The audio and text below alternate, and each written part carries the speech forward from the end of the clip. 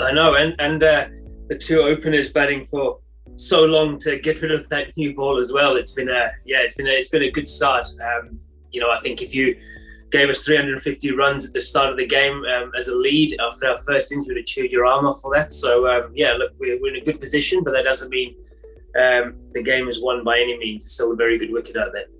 No, actually it wasn't. I've been fortunate enough to be part of the other England teams. When you're playing international cricket regularly, I think you sort of get used to the rhythms of international cricket. Obviously, I'm still nervous, but I wasn't as nervous when I was on my test debut where the legs were shaking, when you walked out to bat. It felt comfortable. It felt like I've been playing international cricket for a while, which is, I think that probably helped me today in the sense that I didn't let the occasion get to me. Obviously, it's a good crowd and the openers have set up a really good position, so it could have been easy to just walk out and sort of give it away early. So it was nice.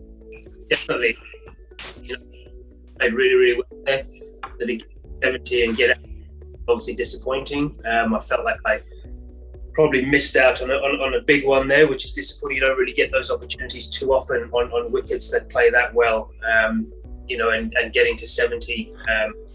So disappointing to get out. Definitely felt like I left a few out there, getting out the way I did. I know he's phenomenal, isn't he? He just scores runs all the time, and the ease of what he does and the speed is at which he does it. You look up and suddenly he's 20 not out, and you can't really remember a shot that he's played. He's just that busy and he scores that quickly. So to be able to bat with him is fantastic. He's led from the front again, as he's done in the Test series so far. So all credit needs to go to him. After what the two openers did to set it up for myself and for Ruti and for the rest of the team.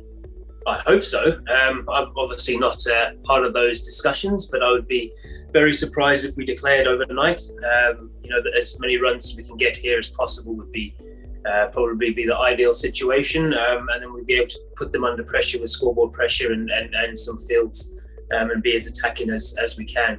But look, it is still a very good wicket out there. Hopefully, the longer we bat on that, the more wear and tear can be on that wicket. I wouldn't say that. They absolutely ran in and tried their absolute socks off. The wicket changed massively from the first day. From the first probably hour when they were batting to when we were batting. So I wouldn't say they were flat at all. I thought they ran in really hard and they asked a lot of questions and probably just weren't helped as much by this wicket as what probably the other wickets did in the series. Yeah, I think that's a long way away. There's still 5 Test innings this summer. If I get selected for those, and I think that would probably do a lot to getting you on the plane. I don't think there's any guarantees of who's going to the winter. So, these are 5 big innings left in this series if selected for all 5 of those to go out and show why I should be in Australia. Yeah, it's quite a tough schedule coming up.